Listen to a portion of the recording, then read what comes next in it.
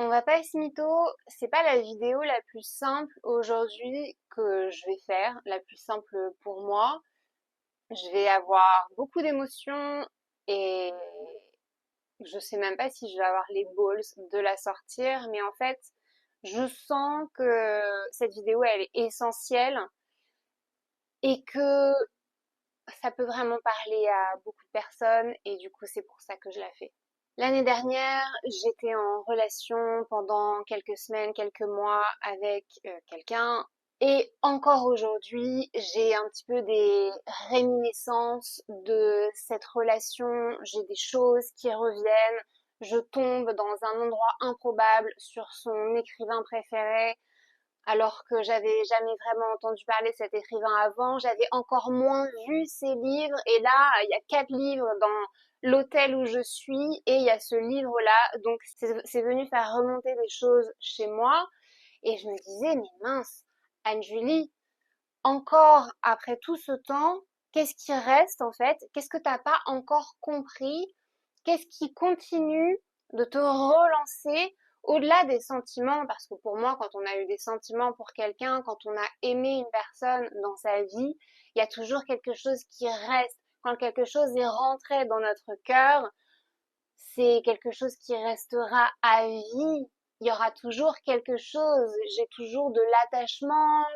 Voilà, c'est pas quelque chose qui disparaît. Ça veut pas dire que il y a une continuité derrière et que il y a des restes romantiques, des sentiments romantiques. Mais je veux dire, si je prends des anciennes relations avec des personnes avec qui je suis restée très longtemps en couple, je leur souhaite que le meilleur dans leur vie, je leur souhaite que du bonheur et voilà, j'ai ouais, une forme de juste de tendresse en fait. Il y a que du bon qui sort de mon cœur pour eux et c'est ça que je veux dire dans le sens où quand on a aimé quelqu'un, bah ça disparaît pas comme ça en fait.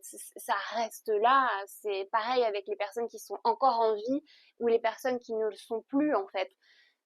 Quand quelque chose nous traverse, ça reste et moi je trouve ça très beau. Mais donc, j'en étais là avec encore cette histoire qui continue de me peser d'une certaine forme parce qu'il n'y a pas eu de vraie fin en fait. Et même si j'ai compris déjà beaucoup de choses sur ce que cette relation est venue me faire travailler, ce qu'elle est venue déclencher chez moi, ce qu'elle est venue réveiller et tout quoi, le cataclysme que ça a été derrière, je sens qu'il y a encore quelque chose et j'ai mis le doigt dessus récemment, même si c'est quelque chose que j'avais déjà compris et en fait c'est un schéma que j'ai répété et en fait j'ai compris que dans cette histoire, la personne que j'arrivais pas à pardonner, c'était moi. J'ai d'ailleurs partagé un texte sur le pardon dernièrement sur Instagram où je parle de l'importance de pardonner l'autre, mais avant tout de se pardonner soi. Et en fait, voilà, j'ai réalisé que c'était moi que j'arrivais pas à pardonner dans cette histoire. Que j'arrivais pas à me pardonner de pas avoir été moi-même. Que j'arrivais pas à me pardonner de pas avoir montré qui j'étais vraiment. De m'être cachée sous tous ces masques, cet ego. Et que je m'en voulais finalement d'avoir gâché quelque chose que je trouvais beau à cause de mes insécurités et des peurs que j'avais à cette époque-là. Et de réaliser ça, c'est encore tout autre chose parce que pardonner quelqu'un, moi, c'est quelque chose avec lequel j'ai relativement de la facilité une fois que j'ai dit ce que j'avais à dire, vraiment que j'ai vidé mon sac. Par contre, me pardonner à moi-même, c'est un autre chemin. Mais réaliser ça, par contre, c'est vraiment un game changer parce que je me suis rendu compte à quel point j'ai fait souvent ça, en fait, dans ma vie. J'ai toujours été plutôt fière de ma capacité à m'adapter à relativement toute situation et même à toute personne. Mais justement, je suis capable de me modeler aux gens souvent pour faire en sorte que eux se sentent plus à l'aise avec moi. J'ai fait ça bien trop souvent dans ma vie. C'est quelque chose que je n'ai plus envie de faire aujourd'hui. Mais là, en l'occurrence, c'était un peu comme si j'avais mis cette personne, là je parle de cette personne, de cette dernière relation, mais c'est aussi arrivé dans d'autres relations en fait. Pas systématiquement, mais à partir du moment où j'idéalisais une personne et que je la mettais sur un pédestal, je venais moi me diminuer et diminuer ma valeur et mon estime de moi. Je venais me faire beaucoup plus petite que ce que j'étais parce que j'idéalisais ou j'admirais ou j'idolâtrais cette personne.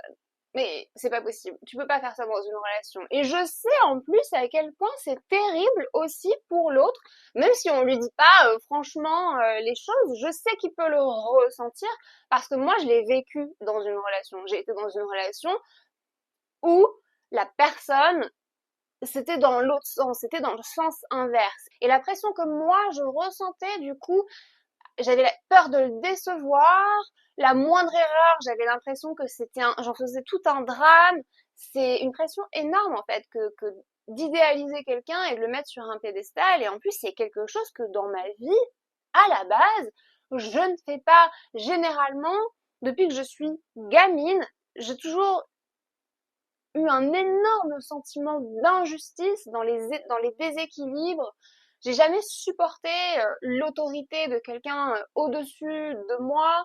J'ai toujours préféré les relations très équilibrées, qu'elles soient professionnelles, relationnelles ou amicales, etc. Mais à un moment donné, surtout quand on est engagé dans un travail d'évolution personnelle, moi depuis 2017, je suis dans un cheminement intérieur qui me fait vivre beaucoup de choses, mais qui justement me pousse à déconstruire ce sur quoi je me suis construite et à redécouvrir mon identité personnelle sans toutes les croyances que j'ai absorbées de par la société, de par la famille dans laquelle je suis née, de par la manière dont je me suis construite, mes croyances, etc., de par mon histoire personnelle avec mon père, de par tout ça en fait. Et une grosse part de ma vie, ça a beaucoup été les relations. C'est un domaine dans lequel j'ai beaucoup évolué, c'est un domaine dans lequel j'aime beaucoup explorer. Je suis une grande romantique, j'adore l'amour, j'adore être dans une relation, j'adore avoir un partenaire.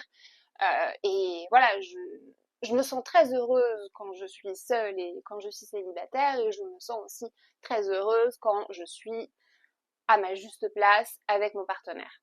Là où je veux en venir, c'est que en 2022, je crois que j'en ai déjà parlé dans des précédentes vidéos, mais d'une part, j'ai fait une rencontre qui m'a un peu bouleversée, et à la suite de ça, j'ai fait une séance de kinésiologie qui a déclenché beaucoup de choses, notamment qui a réveillé une colère en moi, une énorme colère, sauf que comprendre la source de cette colère, ce moment-là, j'avais pas les éléments. Je savais pas, je comprenais pas d'où c'était lié, je pensais que c'était lié à cette relation qui venait de commencer, ça partait un petit peu dans tous les sens, sauf que cette colère qui ne sortait pas et que je gardais en moi, que j'arrivais pas à extérioriser, et puis surtout que je savais pas à quoi elle était liée, ça s'était manifesté dans mon corps. J'avais développé une inflammation en fait globale, générale dans mon corps, et mon apparence physique, ça a toujours été quelque chose d'important pour moi. Pas d'important dans le sens, euh, moi, ce à quoi je ressemble, pas dans le sens où moi, la manière dont je me vois, mais la manière dont les autres me perçoivent. J'ai toujours eu une sorte de ouais, avoir une sorte de masque en société, à toujours vouloir être parfaite, la peau parfaite, être bien habillée, les cheveux, machin, etc. Quand je sortais, j'avais le sentiment que quand il fallait qu'on me voie, il fallait que que je sois parfaite, quoi. Mais en fait, je suis pas parfaite, je suis complètement imparfaite et c'est très bien comme ça. Ça, bon, ça c'est quelque chose, ça fait déjà des années que j'ai fait un énorme travail dessus, mais pour bien encore venir enlever les dernières couches, je rencontre des expériences dans ma vie qui m'obligent à me mettre voilà au pied du mur et non, tu ne gardes rien de ça, tu vas au bout et t'effaces tout.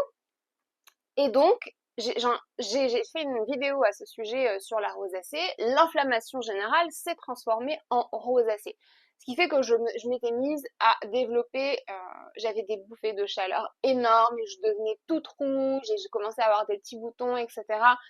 Pendant 6 mois, j'étais au bout de ma vie, quand vraiment c'était la période la plus dure, j'étais au bout de ma vie. J'étais devenue très très maigre. Un soir, un soir en pleine nuit, à minuit, je me mets à me couper les cheveux vraiment très très courts. Et ouais, j'étais vraiment pas bien. Je me sentais pas bien en fait, que ce soit intérieurement, physiquement, j'étais vraiment pas bien. Et euh, j'avais fait une rencontre. Je suis de nouveau invitée à aller voir cette personne. J'étais très excitée et très enjouée à l'idée de la revoir. Sauf que j'étais tellement, tellement mal dans ma peau à ce moment-là, justement, avec ma rosacée. Je me sentais pas bien avec mes cheveux courts. Je me sentais pas bien dans mon corps. Je me sentais trop maigre, etc. J'étais pas bien, en fait. J'étais pas bien globalement avec moi-même. Donc, je suis arrivée, au final, avec tous mes complexes, tout ce qui n'allait pas dans ma tête, etc., pour rencontrer cet homme que j'avais hâte de revoir. Ben, à votre avis, comment ça s'est passé? Ça s'est pas très très bien passé, puisque notre énergie interne, ce qu'on a à l'intérieur, on le renvoie à l'extérieur. Donc, c'était pas top en fait, ni pour l'un ni pour l'autre. Moi, je me sentais très très mal. Mais là où je veux en venir, c'est que si j'avais eu les outils que j'ai maintenant, à l'époque, si j'avais ouvert ma voix, si j'avais communiqué, si j'avais dit à cet homme, écoute, en ce moment, je me sens pas bien, je me sens pas à l'aise avec moi-même, je me sens pas bien physiquement, mais voilà, lui dire ce que je ressentais, me montrer vulnérable. Je sais pas si ça aurait changé quoi que ce soit, là n'est pas la question. C'est juste que si j'avais communiqué, ça aurait permis à l'autre déjà de comprendre ce qui se passait pour moi et de comprendre un petit peu cette énergie ambiante qui était un petit peu bizarre, quoi. Et donc j'avais fait ça avec cet homme-là et j'ai répété ça l'année dernière avec ma dernière relation d'une manière un peu différente parce que je me sentais très bien avec lui, mais j'étais très ambiguë dans ma manière d'être et dans ma manière d'agir et des choses très bizarres dont je me rends compte que maintenant, au fil du temps, un truc très bizarre, ton mec te demande, tiens, on se suit pas sur Instagram, c'est quoi ton Insta, etc. La réaction normale, c'est quoi? C'est juste de donner son Insta et puis de se suivre mutuellement. Non, moi, ma réaction, ça a été de dire, enfin, en fait, j'ai eu peur d'un coup. J'ai eu peur parce que mon Insta, c'est mon jardin, quoi. Et surtout, c'est aussi mon activité professionnelle et c'est là où je partage beaucoup de choses et je partage aussi beaucoup de ma vie privée. Voilà, je partage un peu de tout. Mais euh, c'est encore une autre facette de moi. Et en fait, je me suis dit, mais j'- en fait, j'ai eu peur. Je lui ai dit non. Je lui ai dit, bah non, je te donnerai pas mon Insta, j'ai pas envie qu'on se suive. J'ai dû dire quelque chose dans le sens, je suis pas grand monde sur Instagram, je m'en sers uniquement pour le côté professionnel. Ce qui est vrai, je suis personne quasiment sur Instagram, d'une part parce que j'ai envie de l'utiliser vraiment de manière professionnelle et de ne pas me laisser impacter par les contenus que je vois. Ça, c'est une chose. Mais la vraie raison, c'était parce que j'avais peur. J'avais peur qu'il me voie. J'avais peur qu'il voie cette facette de moi. Mais à quel moment je veux pas que mon mec voie cette facette de moi? À quel moment je veux pas qu'il voie toutes les facettes de moi? Bah non, j'ai envie qu'on me voie sous toutes mes couleurs. Encore plus la personne avec qui j'ai envie de construire quelque chose. Ça fait sens, quoi. Donc, j'ai aucune idée de la manière dont lui, il l'a pris, mais si je me mets à sa place, mais quelle violence! Quelle violence! C'est juste, mais quelle violence! Quelle dureté, Anne-Julie! Mon Dieu! Donc ça, c'est un exemple presque tout bête, mais très significatif des choses que j'ai pu dire ou que j'ai pu faire ou la manière dont je me comportais finalement juste parce que j'avais peur d'être moi-même. Juste parce que à un moment donné dans ma vie, sur plusieurs années même, j'ai positionné ma valeur sur l'argent qu'il y avait sur mon compte en banque, mon aspect, mon apparence physique, ma situation professionnelle ou géographique, etc. Bref, sur des trucs dont on s'en bat les couilles en fait. Parce que c'est pas qui je suis moi à l'intérieur, combien j'ai d'argent sur mon compte en banque, qu'est-ce que je fais de ma vie, où je vis, à quoi je ressemble, est-ce que je suis brune, est-ce que je suis rousse, est-ce que machin, est-ce que peu importe. C'est pas ça, Anne-Julie. Anne-Julie, c'est qui je suis profondément au fond de moi. C'est mon âme, c'est mon souffle, c'est mon essence, c'est mon rire, c'est ma joie, c'est ma douceur. Enfin, c'est tout ça en fait. C'est pas le matériel, c'est pas ça qui compte. Et donc du coup, le vrai raisonnement ici, c'est que bah quand tu te rejettes en fait toi-même, parce que c'est un rejet de soi-même. Tu te rejettes toi-même. Et donc forcément, quand tu te rejettes toi-même, tu crées une séparation en fait. Tu crées une séparation avec toi-même. Et donc tout ce qui se passe à l'intérieur de toi, tu le reflètes à l'extérieur. Donc bien sûr que à un moment ou à un autre, tu vas ressentir ce rejet de l'autre personne, tu vas ressentir cette séparation de l'autre personne parce que c'est toi qui crée ça. Alors, je suis pas en train de dire que je suis 100% responsable des relations qui se sont terminées ou des choses que j'ai vécues, etc. Mais ma part de responsabilité, elle est quand même là. J'ai créé ces situations et j'en ai pleinement conscience. C'est là où le travail de pardon, il doit vraiment se faire, c'est me pardonner à moi, de pas mettre mon trait sous toutes mes couleurs et finalement de m'être rejetée et d'avoir créé cette séparation avec moi-même. Donc du coup, ouais, et puis pourquoi avec certains ça se passe comme ça et pourquoi avec d'autres ça se passe pas comme ça? Ben en fait déjà je crois très fort qu'il y a des personnes qui sont mises sur notre chemin pour venir nous faire travailler nos blessures d'enfance, des liens karmiques, etc. Ça, ce sont des choses auxquelles je crois très fort. Et puis, bah, forcément, en fait, quand on ne comprend pas un schéma et quand on fait pas l'effort aussi de le comprendre et puis de prendre du recul et de faire une introspection, de se poser la question, qu'est-ce qui fait que je m'accroche encore à cette personne? Qu'est-ce qui fait que le moindre signe symbolique me ramène à ça? Qu'est-ce qui reste en fait? Qu'est-ce qui reste à venir nettoyer ici? Faire ça, bah, c'est venir explorer les schémas qui se répètent et en fait faire en sorte que bah ça se répète plus parce qu'une fois qu'on est conscient de quelque chose, c'est déjà beaucoup plus simple de ne pas le répéter et de moi maintenant de voir et de me promettre à moi-même que bah c'est terminé quoi. Il est hors de question que je me rejette de nouveau et que je crée une séparation avec moi-même et que je ne sois pas juste et authentique avec moi-même et par conséquent avec l'autre et encore plus avec mon partenaire. Et puis le danger aussi d'idéaliser quelqu'un ou d'idéaliser une relation, une personne et de le mettre sur un pédestal, bah c'est aussi que à la moindre erreur ou au moindre faux pas de cette personne, bah la chute elle est violente. La chute elle est violente parce que du coup t'as tellement idéalisé. T'as idéalisé une personne, mais une personne qui est tout aussi imparfaite que toi. Une personne qui a des crottes de nez, une personne qui va faire caca tous les matins. C'est... Non, une personne tout aussi imparfaite que toi.